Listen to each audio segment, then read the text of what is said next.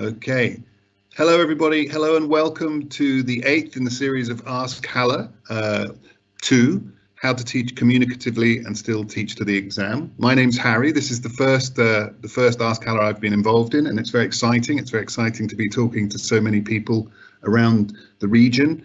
And what would be really good, it would be if people, I'm in Amman in Jordan, which is today in deep snow, which is really amazing and not what I expected to experience while I was in Amman. It would be great if you could put your location to tell us where you are into the chat so we could see where people are joining us from. So please put your location in the chat and let's see where everyone's joining from. So today we're going to listen to Hala Ahmed, of course, who will be sharing her experience of teaching to the test, teaching to the exam, and we'll hear from Osil in Cairo as well, who will be sharing some feedback on the questions from groups of teachers who she has spoken to. One other thing to mention is that there are certificates available. We'll put the link in the chat. I believe you have to click on the link for the certificate and enter your details, and it will close 1 hour, I think, after the event. So you have to do that today while we're doing it. So the topic today is teaching communicatively and still teaching to the exam. So I think we're all familiar with this. It can be viewed negatively. Simply teaching to the test may not be giving people the skills they need to really communicate effectively. I have many years experience in the past of preparing people for the IELTS test, and it can be really communicative, but maybe that's because it's a very communicative test. What if the test, perhaps you're preparing people for a national test, which is not as well designed as IELTS and is more traditional and grammar translation based? How can you teach to that test and make it communicative? That's the challenge that Hala is going to be looking into today. So I think at this point, I think I can hand over to Hala. Hala, thanks very much. Yes, hi Harry, thanks very much for the introduction, and hi everybody, and welcome to webinar number 8 in the AskHala series number 2. And as Harry just mentioned, we'll be looking into today how to teach in a communicative way, but also how to take the exam requirements into consideration as part of your teaching. So our learning aims from today's webinar will be talking about the benefits of communicative teaching, and this is probably known amongst the ALT community. I mean, almost everybody is aware of the benefits of communication and teaching communicative skills to students, but we'll be looking into that today. We'll also look at the benefits of exam-focused teaching. So, is there any good doing exam-focused teaching? Is there any use if you're targeting your teaching directly towards exam skills? And we'll be looking at the differences and the right balance and the healthy balance between both approaches in teaching communicatively and teaching to the exam, or the exam-oriented teaching. And we'll be ending with some classroom practical activities that you can use to prepare your students for exams, but at the same time also teach them some communication skills. So I'd like to start with asking you a question. How do you feel about teaching to the test? And by teaching to the test, we mean preparing the students for the test through your teaching. So your teaching will be focusing on preparing the students to score high in some kind of test. So what do you think of teaching to the test as a teaching approach? Do you think it's like eating a strawberry, sweet and fun? Or do you find it as sucking a lemon, sour and not very pleasant? Or do you think it could be like eating a fruit salad? It's a mix of sourness, sweetness, and other things. Could you please respond to the question in the Q&A box, and Harry will be telling you about, he will be telling me about your responses because I can't see the Q&A box now.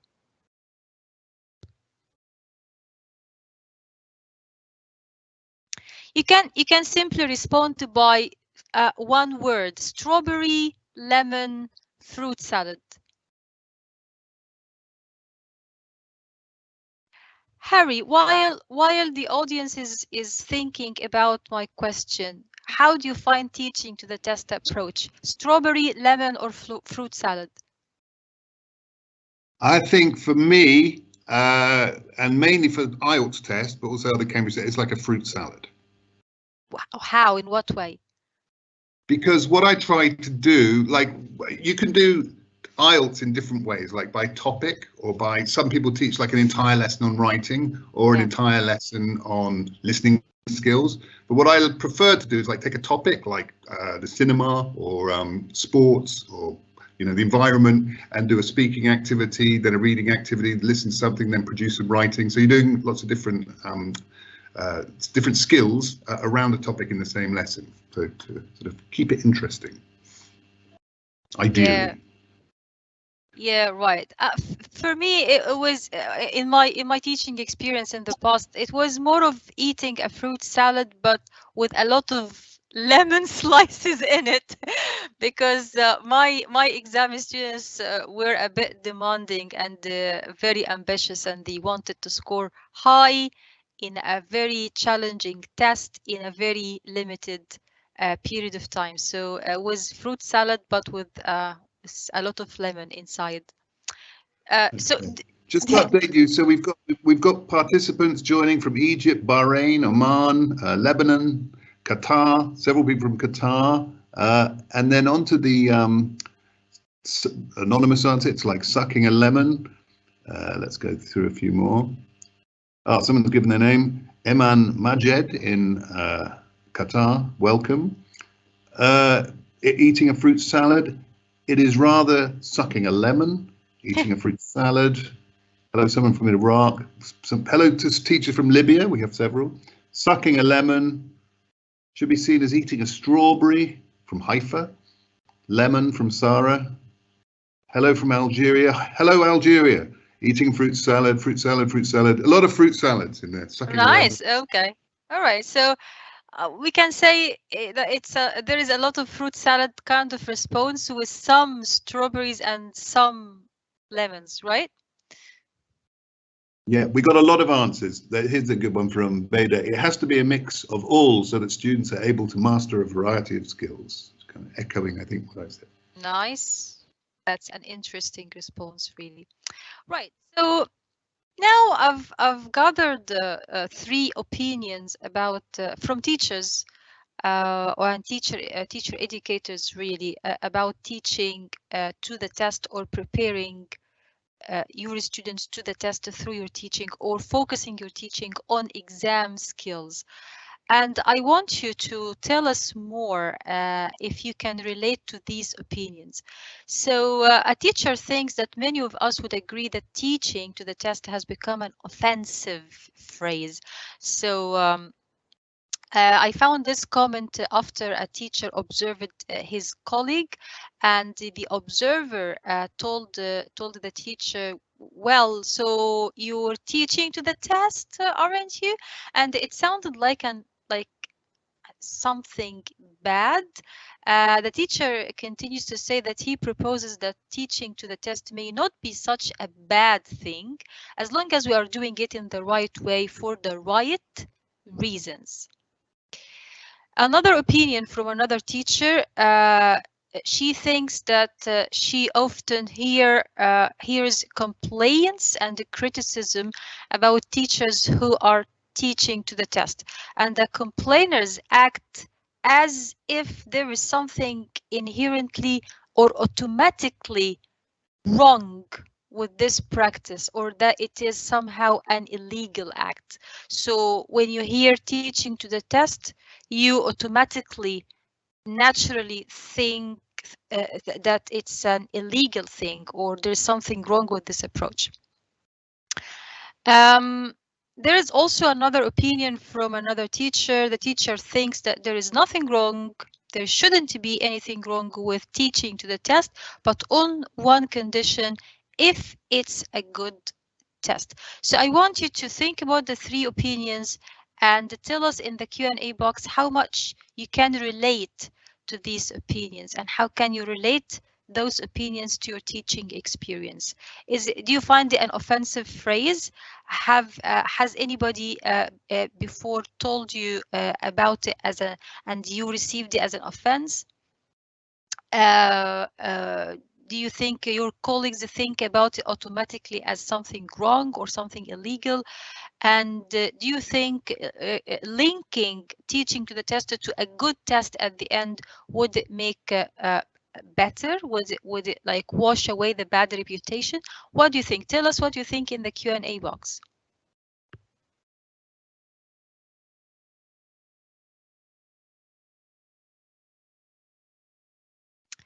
Harry, do you want to tell us about your personal experience while we're waiting for responses? Okay, I'll just say I've put the link to the certificate. I've just put that into the chat to answer some people.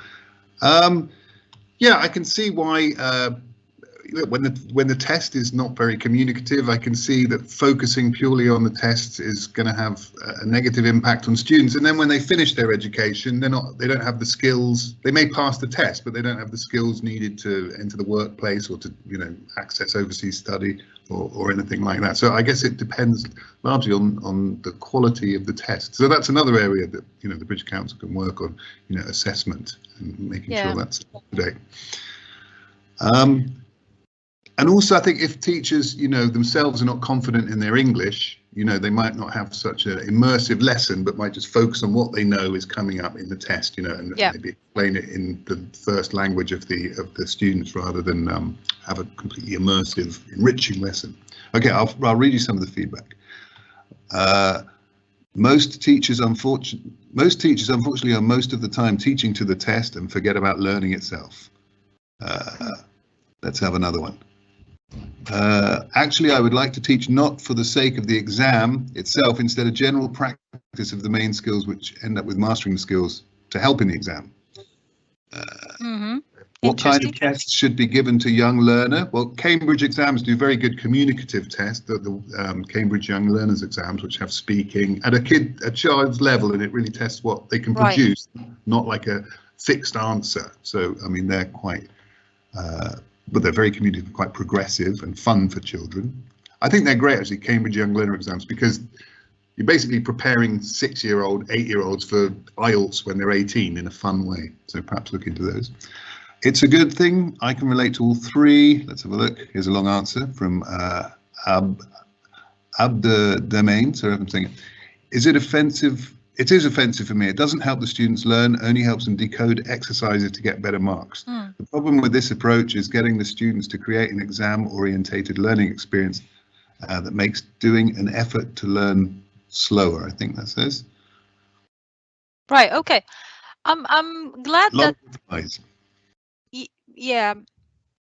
I'm glad that you brought up the idea about preparing your students not only to pass an important test, but also to get engaged in the labor market and the life after school or life after college and university. And I think if they are only trained on how to pass a test mechanically, that would impact their other skills that they might need to communicate in a working environment, or apply for scholarships, or pass interviews, or give a presentation in a business setting or something. So I'm also glad that the many students agree or they would love to teach the students to acquire communicative skills rather than focusing only on the exam and exam skills. But I would love also to know more from the teachers who'd love to teach communicatively. How would they strike the right and healthy balance between communication skills and academic skills that need to be tested at the end of the day through a test. I mean, at the end of the day, the school and the district and the Ministry of Education would ask everybody to set a test. And if students are not trained somehow on this particular test, that's a problem, right? We cannot just ignore that a problem will come up if the students weren't exposed to this kind of training. And this is actually what we're talking about today. This is the main idea of today's webinar. So I'll give the floor now to Asil, who has spoken to a group of teachers from the community, and she surveyed them about their opinion about today's topic, teaching to the test versus teaching for communication. Asil, would you like to tell us about the outcome of your discussion with the teachers?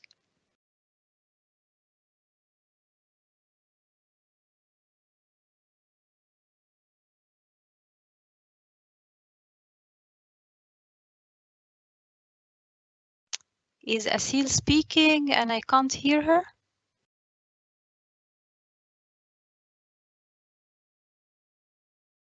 Can you hear me now, Hala? Yes. Okay, so yes, I would like to share what the teachers had to say about these questions I have asked them. So the first question I asked them, is teaching for exam always boring? And the majority have said sometimes. Only few said no and yes, but the majority think that sometimes it can be really boring to teach for exams. And the second question, can exams be taught communicatively? And the majority said maybe, but only few who said yes. And when I asked them about the challenges that they face in teaching for exams, they said that sometimes things that must be memorized.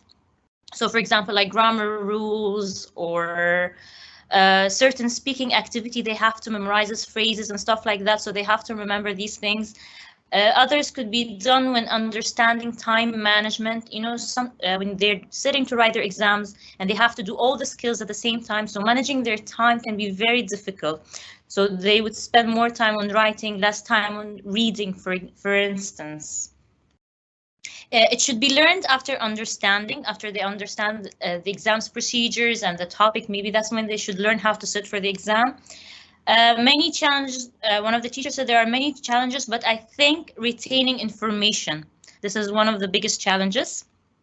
The mindset of some of the students who learn for the sake of score only. So they only learn because they want to get the highest score so that they can pass the exam and get to the, for example, to go to the college or just to pass so that they have the, like for ICE, for instance, they need a certain score so that they can enter their college or start their college degree.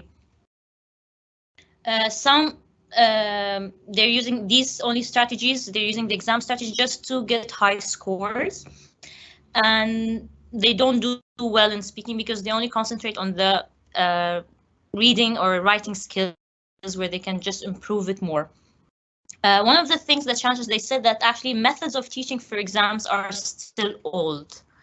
I don't know exactly what kind of methods they're using, but they're saying some of the methods are considered old. Individual differences between students and misunderstanding can happen. And how is it linked to the real life? Because, you know, students, they like to know there's a purpose of what they're doing. So when they ask them to sit for the exam, how is that's related to the real life of what we're doing? And of course, student stress. And the last question about things they wish they knew about teaching for exam, time management. I guess because, for example, I have taught IELTS course before, and sometimes you want to give them all about the different writing activities and how to score good in writing, but you have 2 weeks to teach them, to prepare them for the IELTS, or 1 month course to prepare them for the IELTS exam, and sometimes it's not enough because you are training them for all the skills. How to selectively teach what is important for the exam. Doing online exam, and I think this was one of the most biggest challenges that we have faced during the online teaching about the exams and online. creative ways to design an exam, how to be brief and direct, types of tests, and how to have an open and deep questions. So these were the things that the teachers have shared from their point of view and perspective about teaching for exams and if it can be done communicatively.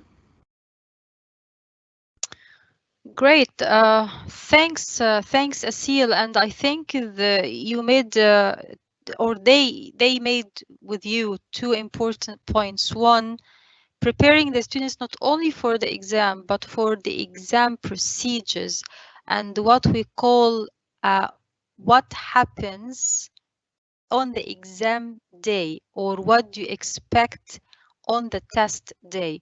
And I think this is a very important part of the exam preparation. It's not just the exam content and the types of question, but the procedure and getting ready on the test day itself. I think training the students and making them aware of this beforehand would make the test day easier for them than just going blindly without knowing even like the time assigned for each section, or what do they need to bring to the test room, what they shouldn't be bringing to the test room, and so on. The other important point you made, Asil, with your group of teachers is around online testing and online assessment, and we've covered that topic a couple of times or something in previous AskHala webinars, and we've provided a range of online tools to on how to design and conduct the testing and exams online. And it was, yeah, and the feedback around the challenge of this was quite common, and it kept coming up, and we emphasized on the importance of combining formative with summative assessment, especially in the remote and online environment, just to reduce the stress and the shift from the old ways of focusing on grades and dwelling so much on grades and scores and marks, and move towards more an approach of more describing what the students can do and what the students cannot do, and how there is a space for everybody's skills, and how everybody can be successful, and how there should be something to achieve for everybody in your class. Harry, do we have any interesting responses, or shall I move on to the next slide? Yeah, we do, and we have too many for me to read out. Some really great ones, and I suggest people look through the chat. So yeah, a lot of people are saying that it's down to the parents. The parents just want full marks. Some people have mentioned that students themselves just want to pass the test and don't have a genuine interest in learning English for its own sake. There's mixed opinions. Some people say teaching for the test is good and we should do it more. I guess that depends on the quality of the test and how realistic it is. So yeah, there's a lot of interesting discussion below the line. Right, interesting. Thanks everybody for your very useful comments. Let's look now at the benefits of teaching communicatively. First of all, what is communicative teaching, or what is the communicative approach, which is also known as the communicative language teaching, or the CLT? In a nutshell, this teaching approach emphasizes interaction and problem solving, and this approach sees that as the means as well as the goal, the end game goal of learning English and perhaps learning any language. And this approach tends to emphasize activities such as role plays, pair and group work. Of course, if we would like to have interaction, or if we'd like students to learn English through interaction and problem solving, role plays and pair and group work are key activities. Using or following the communicative teaching approach help teachers to switch from the traditional language, which focused on grammar and mechanical questions and mechanical thinking of the foreign language, and moving from the teacher-centered classroom to a more active and dynamic use of authentic language in learning and language acquisition. So keywords here are interaction, problem-solving skills, parent group work, authentic language. So what are the benefits of teaching in a communicative way? The ultimate goal of communicative language teaching is communicative competence. We want the students to have communication skills and to be competent in communication. Through what? Or real life communication. Now I want you to guess the words I'm hiding and to provide your answers through the Q&A box, please. So we'd like to improve their communicative competence through what or real life communication. So I'm thinking now about a word that could be the equivalent of real life. Harry, can you help me with some of the answers from the Q&A box? Sure. There's no answers yet. People are talking about the concept of exams and the pressure upon students. So Right. yeah, please put some ideas into the chat to answer the questions. You're still thinking, maybe? Someone asked, is there a certificate? Yeah, I've put the link to the certificate higher up in the chat. I'll share it again in a minute. Interaction. Interaction or real life communication? Okay, I can accept that as an answer, but also authentic, right? So authentic or real life communication. And by authentic, Yeah, we mean to say what?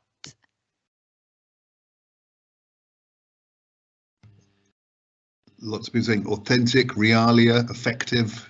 Right, okay, good. Effective interaction, that could work. But also meaningful interaction. So it's authentic, it's real life, and this makes the interaction meaningful, purposeful. Natural, congruent. Right, good practical. answers.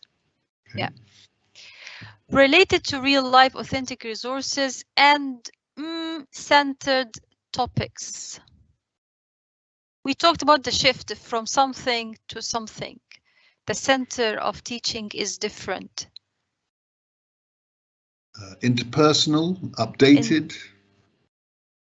Updated, authentic, centered topics. Updated, centered. Perhaps answering the previous one. Yeah.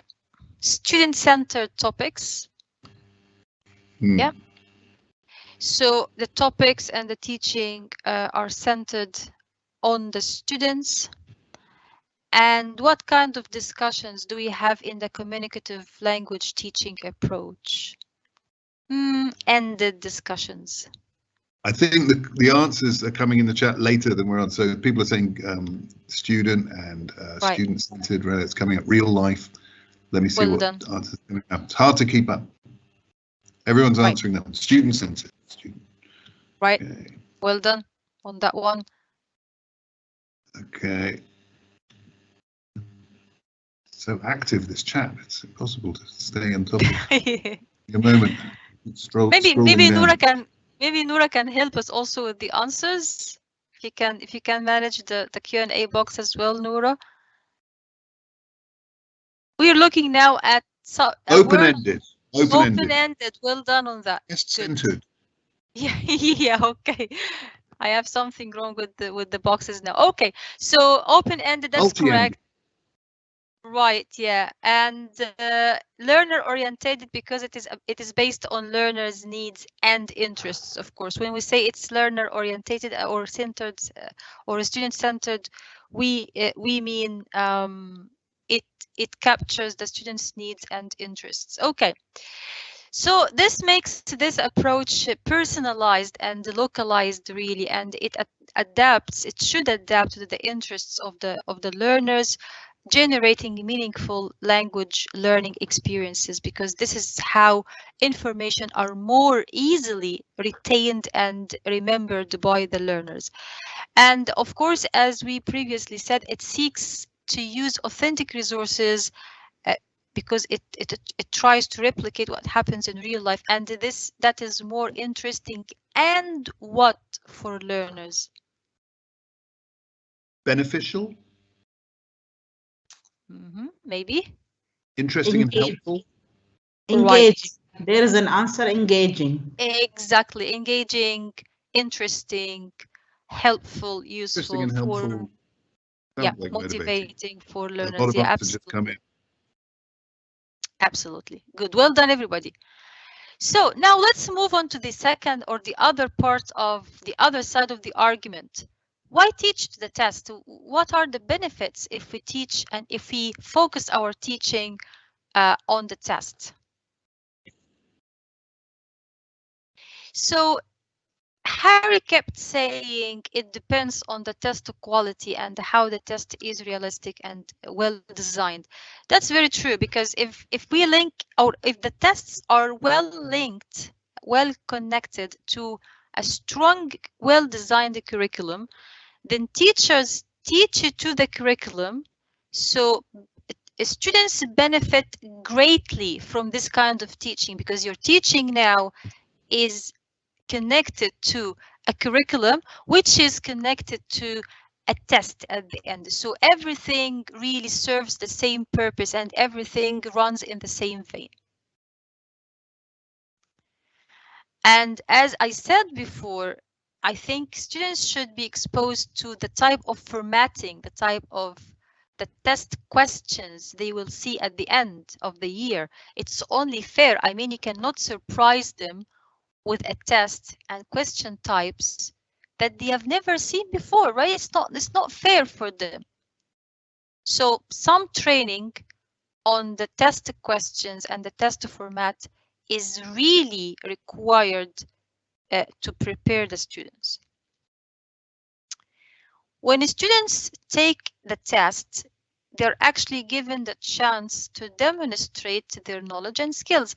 Remember that not everybody in your classroom can speak confidently, right? And not everybody can communicate in their second language confidently, and therefore you cannot tell how good your students at using their English only through giving them communicative tasks, right? Because some students will still stay behind because it's not their cup of tea. They don't have enough confidence to communicate or to solve a problem using their second language. So those guys, and perhaps everybody else in the class, when they set a formal test, when they take a formal test, they have the chance to demonstrate by solid results their level of knowledge and skills, right? Some test-taking skills are very important to learn. How about time management that Asil said? Asil mentioned in her discussion with the students. Time management is not a test skill only, it's a life skill as well. So when students learn to manage their time, they learn a life skill. How about following directions? It's a life skill as well as it's a test skill. So there are some test taking skills that the students need to know as they progress, not only through their school years, but also through their career pathways. This is a benefit for the teacher. It could be testing, and tests and exams could be used as diagnostic tools, and I think teachers must have those tools, first of all, to check if their teaching works, if their teaching methods work, what needs to be changed, what needs to be improved in their planning and their teaching, and also to monitor the progress of their students and see where the areas of weaknesses are, and hence support them with extra examples, extra materials, extra support.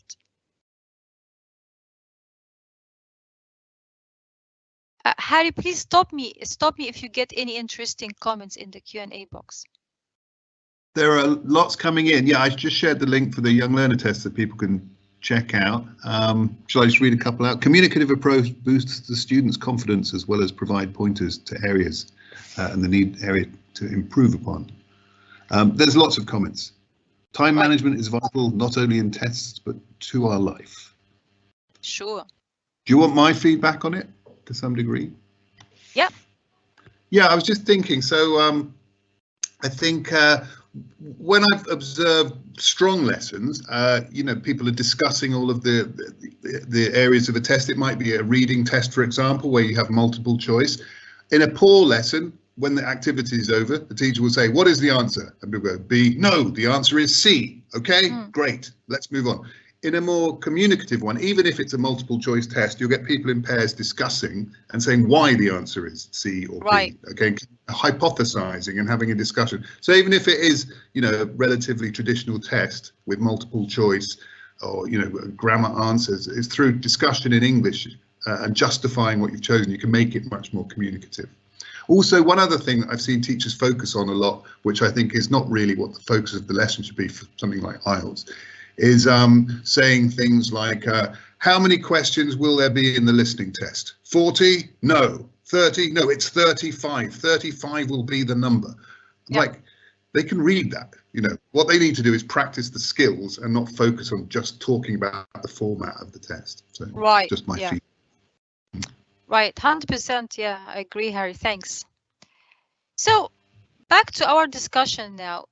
Does communicative language teaching means good and always good? Good in capital letters, good as ultimate good. Do you think CLT means good?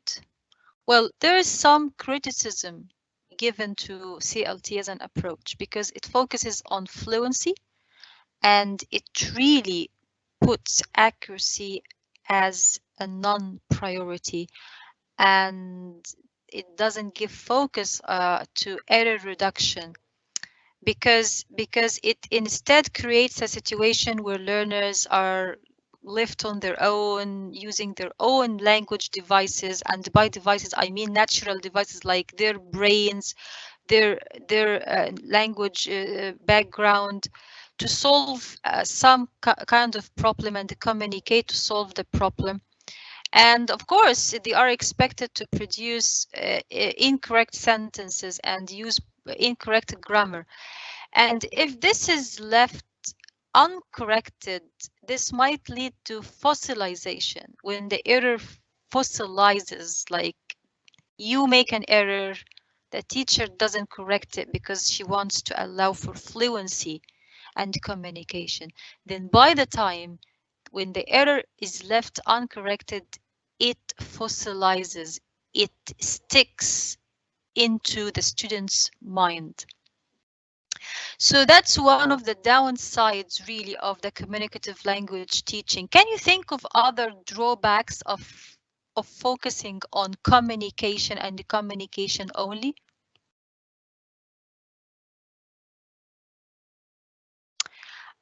In my teaching experience, when we when students come to my class with this idea of let's focus on communication, let's focus on discussions, and let's focus on speaking, and that's it, nothing else.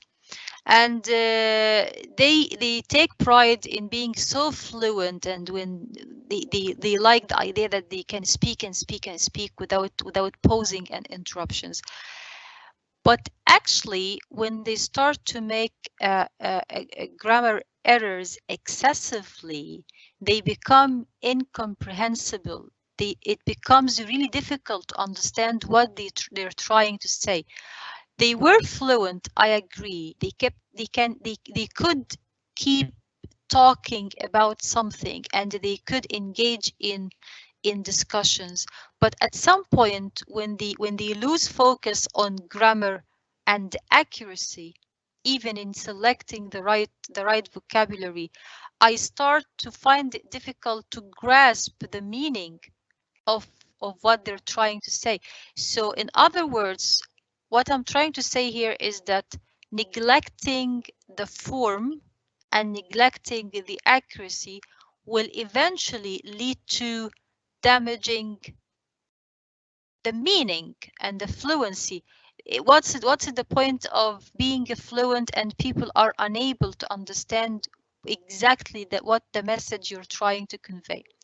So can you think of other drawbacks of the CLT? Harry, do we get any responses? Yeah, we do. We've got some interesting ones. I'm just reading one here from Amina. Another drawback is authenticity that is advocated by the approach and that is hardly achieved or challenging in classroom testing. Okay. There's some other comments. Test skills should represent life skills. Other people mentioned the challenges in assessment, and some people suggested that instead of correcting every mistake, you should focus on recurring errors, which I think I agree with. So error correction, I think if you're trying to promote fluency, you let people talk. What I would do is walk around the classroom noting down recurrent errors or key errors that you can then discuss with the group, get them to analyze, make suggestions, and then correct, as part of the feedback. A few other comments. Sometimes it leads to a misunderstanding, I think, if you don't correct people. Thinking in the mother tongue.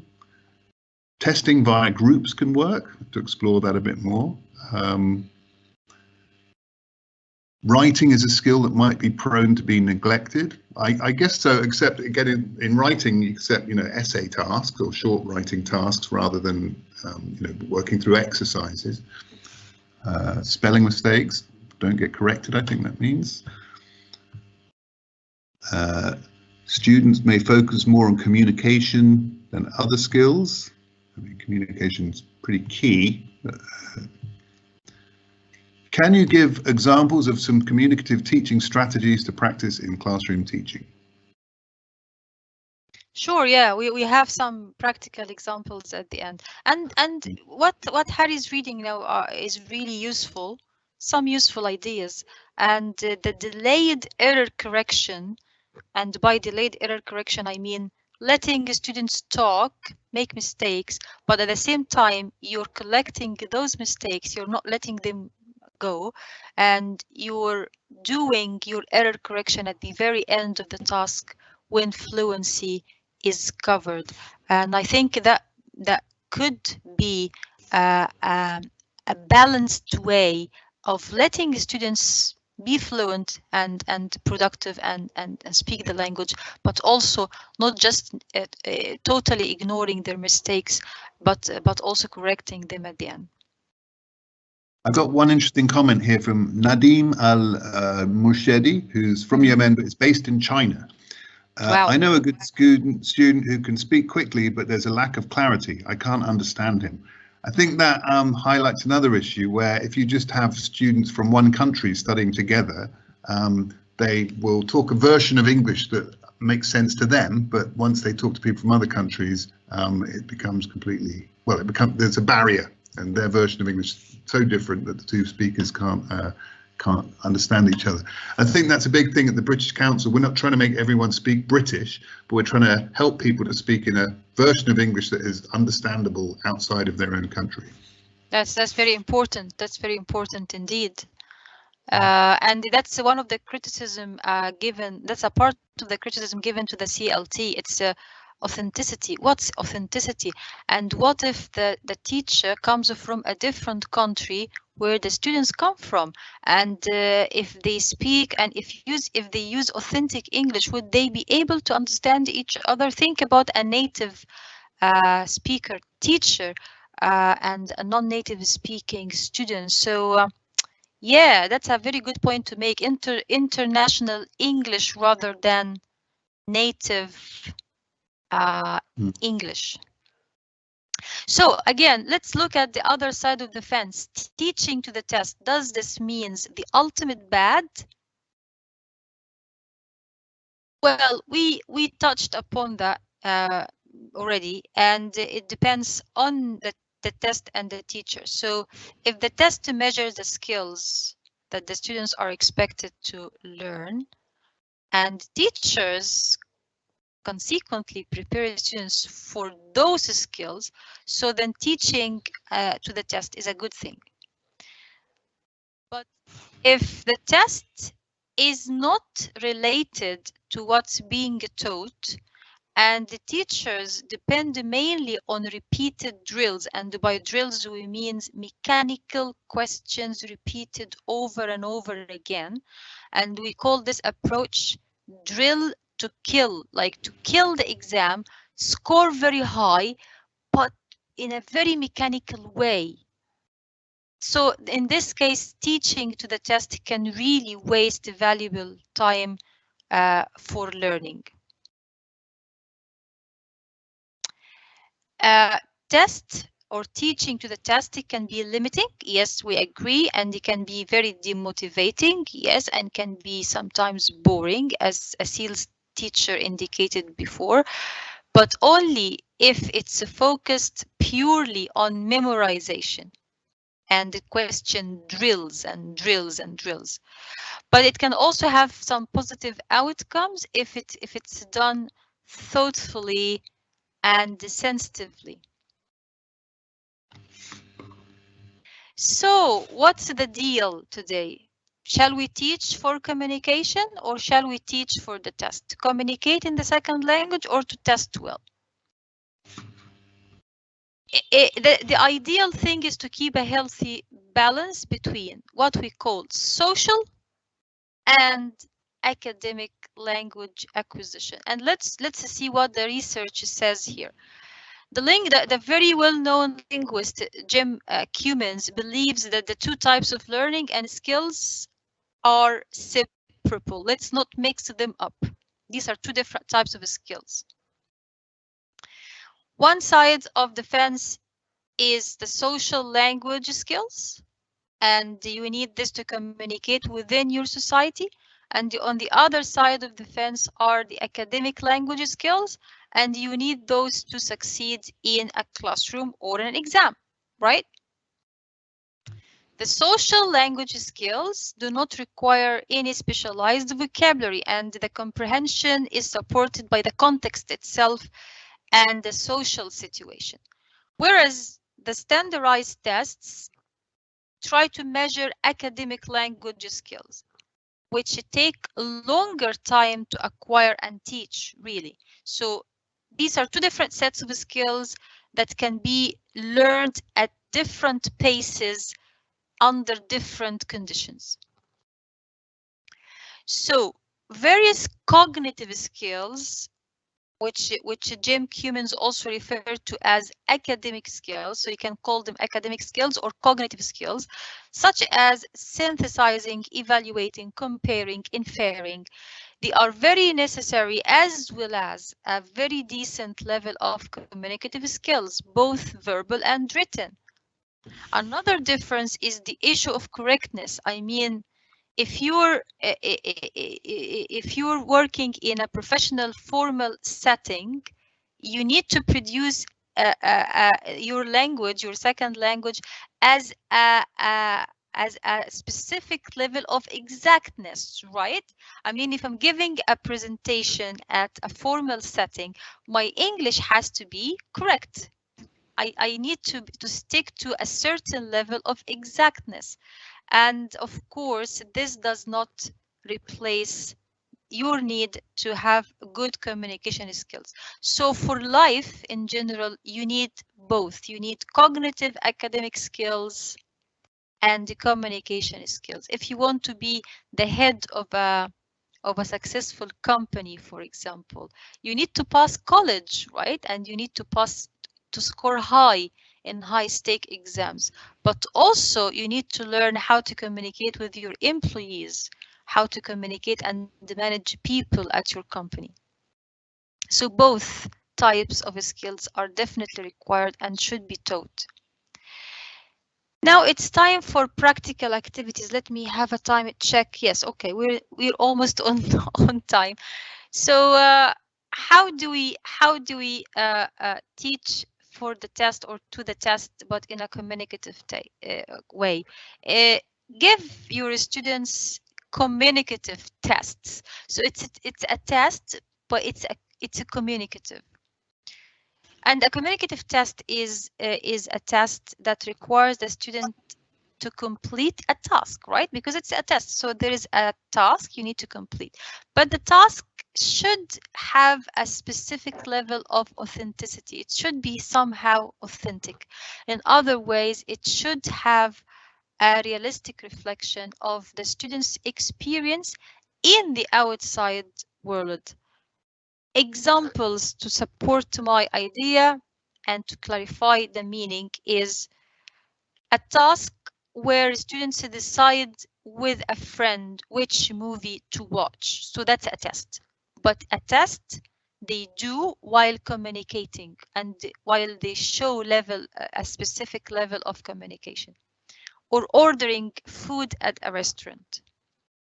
Or giving suggestions to a friend who has asked for advice, or giving a PowerPoint presentation in a business meeting, or asking for information or over the phone. So you can see now that each item of those has some academic skills you need to test, like, for example, their ability to use modal verbs, or expressions of suggestions, or polite requests, or business vocabulary and business register, or language for clarification, for example. So these are the academic skills, but also you can see that there are some communication skills they need to show as well. Also, preparing students for the test can be overwhelming, but doesn't have to be overwhelming all the time. So think about flipping it around, and by flipping it around, that's a classroom technique where you give them the answers, not the test, because testing is stressful. So you give them the answers and you ask them to design the questions based on those answers. Gamification, you transform the test from the traditional format into a game. For example, Who Wants to Be a Millionaire, or The Wheel of Fortune, or The Hangman, or other games. And on the internet, you'll find so many resources, online resources for free, where you can design your Who Wants to Be a Millionaire, The Wheel of Fortune, and Hangman. So instead of giving them the traditional questions and answers or MCQs, try to put it in a gamified format. Speed test. So when you can give them a mock test based on a standardized test, and ask them to spot the hard questions, mark the hard questions, leave them, don't spend too much time on them, and start with the easy questions. Finish as many questions as you can and leave the harder questions to the end. And you can ask them that the person who wins is the person who answers most of the questions. A co-quiz is when you ask them to cooperate together to design their own quiz and challenge each other, perhaps in pairs or in groups. So when a group designs a quiz, they give this quiz to the other group, and you can have a scoring board, for example, or you can vote on the most clever group or something. Loosen up, tests come with stress and pressure. How about playing some soft or funny background noise before they do the test? How about doing some breathing exercises with them for 3 minutes before you give them a quiz?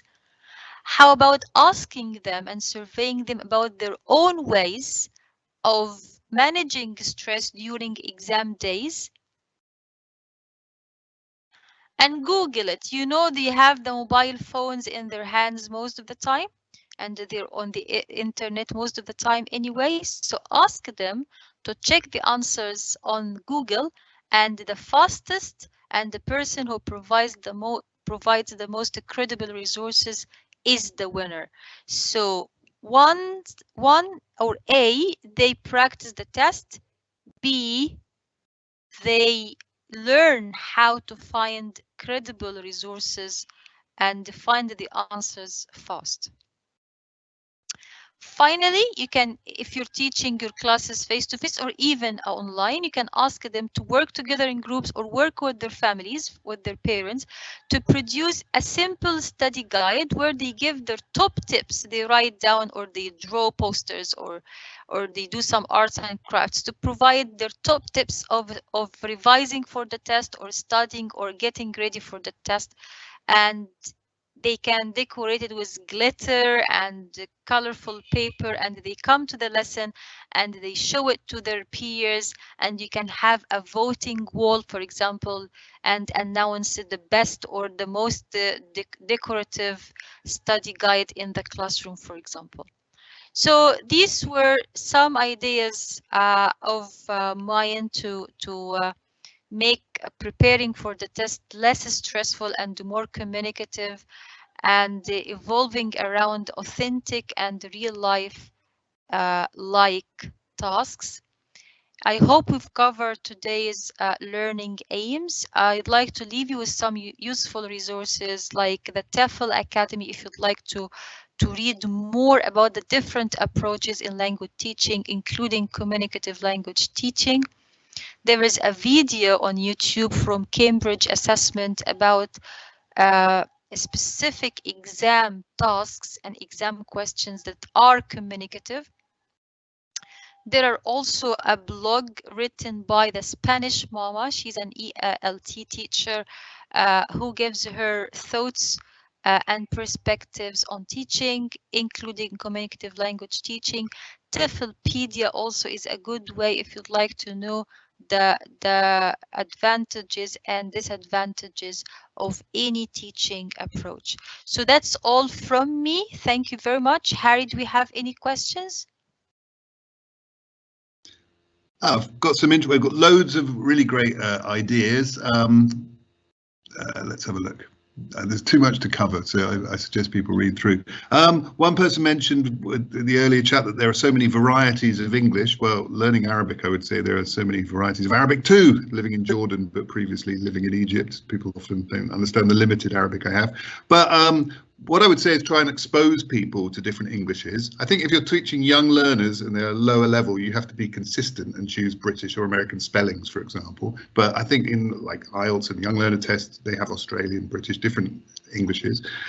People asking about what to do with large groups, but I think you've answered that through pair work and group work. You can get the whole class working and then feeding back to the class. And someone suggested teach communicatively until the end of the year and then do some test preparation. Yeah, and someone else suggests teach them in a relaxing way. I agree, and I think the young learner tests I mentioned earlier are relaxing and fun. They're like activities where you say what you can see in a picture and what you think happened next, but it takes the fear out of tests as people get older.